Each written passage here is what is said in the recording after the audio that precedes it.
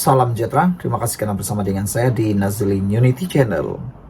Bekas CEO M-Bank cuba sembunyi salah laku berkait dengan 1MDB.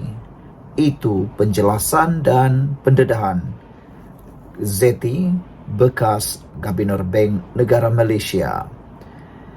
Zeti memberitahu mahkamah bahawa M-Bank tidak melakukan usaha yang wajar berhubung urus niaga 1MDB. Bekas Ketua Pegawai Eksekutif M-Bank Ashok Ramamurthy cuba menyembunyikan salah laku ketika menerajui bank itu menurut bekas Gubernur Bank Negara Malaysia BNM Zeti Akhtar Aziz. Zeti yang merupakan saksi ke-46 pendakwaan pada perbicaraan 1MDB Najib Razak ditanya mengenai percanggahan antara kenyataannya dengan kenyataan Ashok mengenai pertemuan mereka untuk membincangkan pembukaan akaun M-Bank Najib. Ashok sebelum ini berkata beliau menghantar beberapa surat kepada Zeti untuk memaklumkannya mengenai dana yang masuk ke akaun Najib yang didakwa dari Arab Saudi. Bagaimanapun, ketika pemeriksaan semula oleh Timbalan Pendakwa Raya Ahmad Akram Garib hari ini, Zeti menafikan menerima maklumat itu. Ashok mahu menutup kesalahannya ketika menjadi CEO. Katanya ketika diperiksa semula oleh Akram lapor The Star. Zeti berkata, M-Bank tidak melakukan usaha wajar berhubung pelbagai transaksi melibatkan 1MDB serta transaksi palsu melibatkan Goodstar Ltd, syarikat milik ahli perniagaan dalam buruan Low Tech Jo atau Jolo. Zeti menegaskan ketika Ashok menjadi CEO, M-Bank dikenakan kompaun terbesar dalam sejarah perbankan Malaysia, iaitu denda sebanyak RM53.7 juta pada tahun 2015. Ashok dipercayai warga Australia menyertai M-Bank pada tahun 2007 sebagai Ketua Pegawai Kewangan sebelum dinaikkan pangkat menjadi CEO 5 tahun kemudian. Pada Januari 2015, beliau meletak jawatan sebagai pengarah urusan kumpulan bank itu. Najib sedang dibicarakan atas 4 tuduhan salah guna kuasa dan 21 tuduhan pengubahan wang haram yang membabitkan RM2.28 bilion dipercayai dana 1MDB yang didakwa dimasukkan ke dalam akaun M-Bank miliknya antara Februari 2011 dan Disember 2014. Selepas 235 hari membentangkan kes dan memanggil 50 saksi, pihak pendakwaan hari ini menutup kesnya dalam perbicaraan Najib. Saudara-saudara sekalian, dengan pendedahan yang mengejutkan daripada Zeti ini, kita semua memang tak sangka bekas CEO M-Bank didakwa cuba sembunyi salah laku, kata Zeti.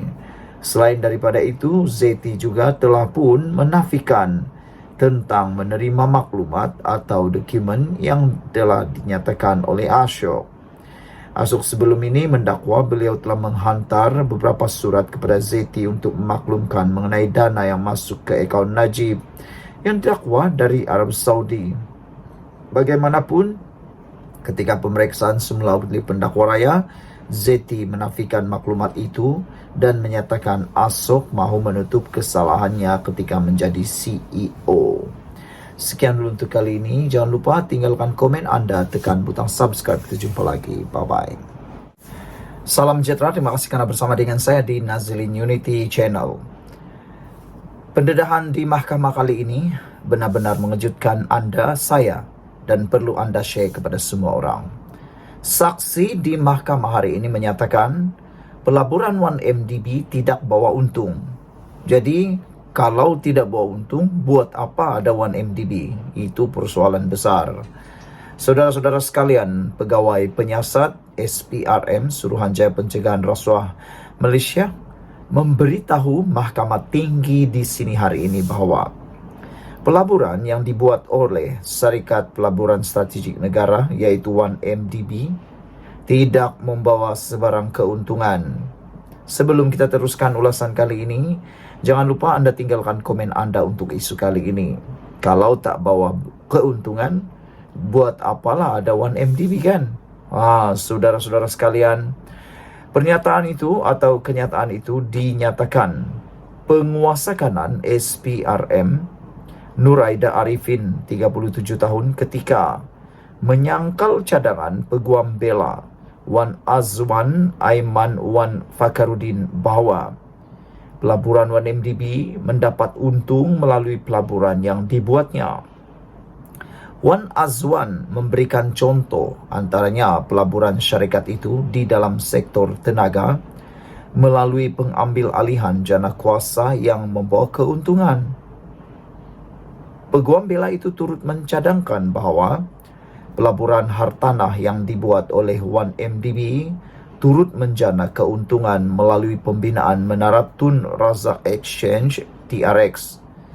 Bagaimanapun, Nuraida yang tidak bersetuju dengan cadangan peguam menjelaskan, jana kuasa tenaga berkenan akhirnya dijual kepada syarikat dari China untuk melunaskan hutang 1MDB.